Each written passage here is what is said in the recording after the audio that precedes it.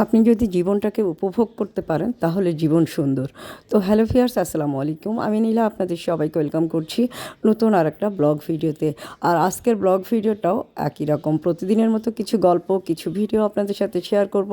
ভালো লাগলে শেষ পর্যন্ত দেখবেন এবং সাথে থাকবেন। তো যেটা বলছিলাম, জীবনটাকে যদি আপনি উপভোগ করতে পারেন তাহলে জীবন সুন্দর। তো জীবন কিভাবে উপভোগ করবেন? তো জীবন উপভোগ করতে গেলে আপনাকে যে লক্ষ লক্ষ টাকা, গাড়ি, বাড়ি, অট্টালিকা অনেক কিছু থাকতে হবে এরকম না।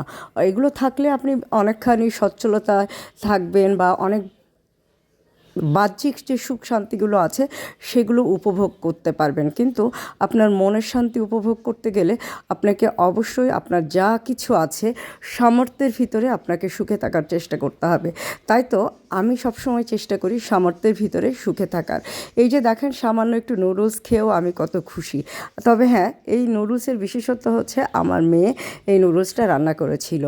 আর আরও একটা বিশেষত্ব এটাতে আছে যে ও প্রথমবার একা একাই এইভাবে নুডলসটা রান্না করলো। ও আমার একমাত্র মেয়ে বলে ও কোনো কাজ করবে না বা কাজ শিখবে না, এটা আমি কখনোই চাই না। আমি চাই ও সব কাজই করতে শিখুক, ঘরের কাজ থেকে বাইরের কাজ এবং নিজের কাজ, পড়াশুনো সব কিছু ও ওর মতো করেই শিখুক এবং নিজে আত্মবিশ্বাসী, আত্মপ্রত্যয়ী হয়ে বড় হয়ে উঠুক। তো এই যে নুডলস রান্না করে নুডলস আবার সার্ভ করে দিল, সামান্য একটু নুডলস খেয়েও আমি অনেক অনেক হ্যাপি। তো শুধু এটা ছিল আমাদের সন্ধ্যার নাস্তা। এই যে সবাই মিলে একসাথে নুডলস খাচ্ছিলাম। নুডলস রান্নাটা সত্যিই খুব মজা হয়েছিল, মেয়ের হাতে নুডলস রান্না করা। আর আমি বাসায় থাকলে একটু কাজকাম কম করার চেষ্টা করি। বিশেষ করে আমার মেয়ে, ওর বাবা, এরাই একটু হেল্প করে দেওয়ার চেষ্টা করে আমাকে। কেননা আমি একটু সুস্থতা অসুস্থতা মিলিয়েই সময় পার করছি। তো বেশি কাজ করলে একটু অসুস্থ হয়ে যায় আর শরীরটাও সাপোর্ট করছে না, যার কারণে আমি যেদিন বাসায় থাকি সেদিন একটু রিল্যাক্স করার চেষ্টা করি। তো এই ছিল আবার রাতের আয়োজন, মুরগির মাংস আর খিচুড়ি। তো মুরগির মাংসটা আমি রান্না করেছিলাম। কালারটা কেমন এসেছে বলেন তো? কষা কষা একদম মাখো মাখো মুরগির মাংস আর এরকম ঝাল ঝাল খিচুড়ি। তো খেতে কিন্তু বেশ হয়েছিল।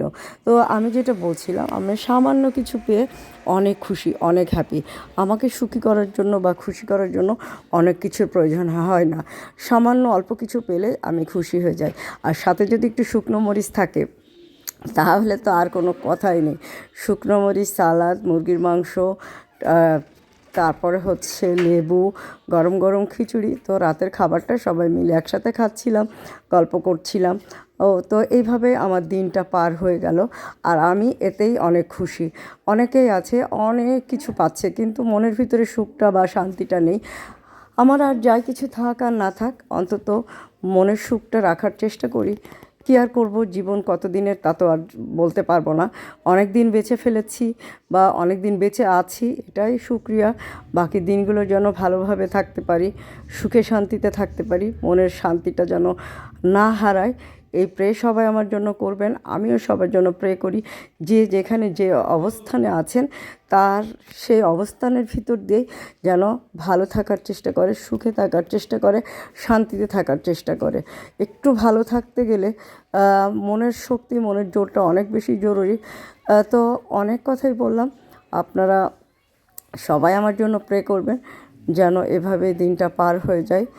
আর আপনাদের সবার জন্য অনেক অনেক শুভকামনা, অনেক অনেক ভালোবাসা। আর আপনারাও সবসময় চেষ্টা করবেন যে যা কিছু আছে সামান্য হোক, সেই সামান্যটুকু নিয়েই ভালো থাকতে চেষ্টা করা বা ভালো থাকার চেষ্টা করা। তো যাই হোক বন্ধুরা, অনেক কথা বললাম।